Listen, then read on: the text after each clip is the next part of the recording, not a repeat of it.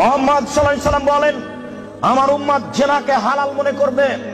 মুহাম্মদ সাল্লাল্লাহু আলাইহি সাল্লাম বলেন আমার উম্মত জেনাকে হালাল মনে করবে। দুঃখজনক কথা, আমরা জেনাকে হালাল মনে করবে, এত বড় পাপকে। জি, আমির রাদিয়াল্লাহু তাআলা আনহু বলেন রাসূল সাল্লাল্লাহু আলাইহি সাল্লাম বলেছেন লা ইয়াকুনান্না ফি উম্মতি আকওয়াম ইস্তাহিলুনা হিরা ওয়াল হারিরা ওয়াল খামরা ওয়াল মাযিব।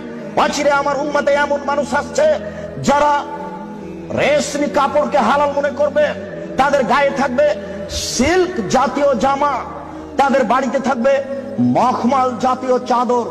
আমার উম্মত রেশমি কাপড়কে হালাল মনে করবে। 2, আমার উম্মত জিনাকে হালাল মনে করবে। 3, আমার উম্মত মদকে হালাল মনে করবে। 4, আমার উম্মত বাদ্যযন্ত্রকে হালাল মনে করবে। সব দোকানে টিভি, সব মোবাইলে বাদ্যযন্ত্র, কারোর কাছে এটার পাপের কাজ নয়, কেউ ভাবে না এটা পাপের কাজ। মুআয ইবনে জাবাল রাদিয়াল্লাহু তাআলা আনহু বলেন রাসূল সাল্লাল্লাহু আলাইহি সাল্লাম বলেছেন নেতৃত্ব শুরু হয়েছে নবী দিয়ে, দয়া দিয়ে, তারপরে নেতৃত্ব হবে খলিফা দিয়ে, দয়া দিয়ে, তারপরে নেতৃত্ব হবে জোর যার মুল্লুক তার, তারপরে নেতৃত্ব হবে নেতা, হবেই হবে, সে যে কোনো মূল্যে তাকে হওয়াই লাগবে, যে কোনো মূল্যে। এই শ্রেণীর মানুষদের 5টা পাপের কাজ আছে। 1, ইস্তাহিলুনাল হারিরা, এরা রেশমি কাপড়কে হালাল মনে করবে। 2, অল ফরুজা, এরা জেনাকে হালাল মনে করবে। এই বোকা ছেলে, তোমার নেতাকে তুমি চিনো? আর জেনার লাইন লেগে আছে, তুমি দেখো তদন্ত করে। আল্লাহ নবী বলেছেন আমি অনুবাদক। এসব সমাজের নেতারা জেনাকে হালাল মনে করবে। 3, মদকে হালাল মনে করবে। 4, দিনামদিন এরা ধনী হয়ে যাবে, ধনী হওয়ার জন্য যে কোনো সাহায্য পাবে। আবু হুরায়রা রাদিয়াল্লাহু তাআলা আনহু বলেন ইতাহারাজুনা তাহারুজাল হিমারে, গাধা যেমন গাভীর সাথে মিলে লজ্জা বুঝে না, ষাঁড় যেমন গাভীর সাথে মিলে লজ্জা জানে না, আমার উম্মত খোলা মাঠে জেনা করবে, লজ্জা বুঝবে না। মুসলিম। গাধা যেমন গাধীর সাথে মিলে লজ্জা বুঝে না, ষাঁড় যেমন খোলা মাঠে মিলে লজ্জা জানে না, মানুষ তেমন খোলা মাঠে জেনা করবে, লজ্জা বুঝবে না। এটা আপনাকে আমি কি দিয়ে বুঝাই, আপনি নিজেই বুঝেন। এই ছেলে, রমনা পার্ক তোমার বাড়ির পাশে, তুমিও সেখানে যাও। ঢাকা বিশ্ববিদ্যালয় তোমার বাড়ির পাশে, তুমি সেখানে যাও। আর ওই কোথায় জিয়াউর রহমান সাহেব মারা গেলেন, হাড় হাড্ডি নিয়ে এসে সংসদ ভবনে পুঁতে দেওয়া হলো। শোনো, গোটা মাঠ হলো জেনার কারখানা। এই রাস্তা দিয়ে মিনিটে লক্ষ মানুষ হাঁটে।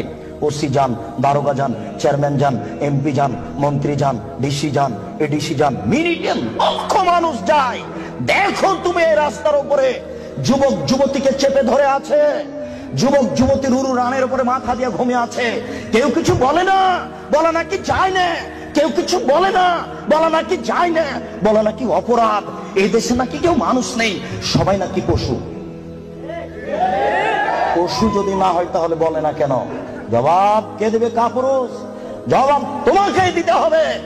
কেউ কেন কিছু বলে না। আল্লাহ রাসূল বলেন আলাইনানে তাজনিনে জিনা হুমান নাজর। এই ছেলে, 2 চোখের জিনা হচ্ছে চোখ দিয়ে দেখা। অল ওজনানে জিনা হুমাল ইস্তেমাও, 2 কানের জিনা হচ্ছে কান দিয়ে শোনা। ওয়াল ইয়াদ জিনা হাল বাতস, হাতের জিনা হচ্ছে হাত দিয়ে ধরা। আর রিজল জিনা হাল মাসি, পায়ের জিনা হচ্ছে পা দিয়ে চলা। জিনাল কালব কাদামানা তাশতাহি, অন্তরের জিনা হচ্ছে পরিকল্পনা করা। জিনাল লিসানে নুতক, জিহ্বার জিনা হচ্ছে কথা বলা। এগুলি সব জিনা। আমি অনুবাদক, হাদিস মুসলিম। এবার তুমি বাঁচো কি করে? এই ছেলে, তোমার মোবাইলে দিন-রাত পতিতালয়ের মেয়ে নাচে।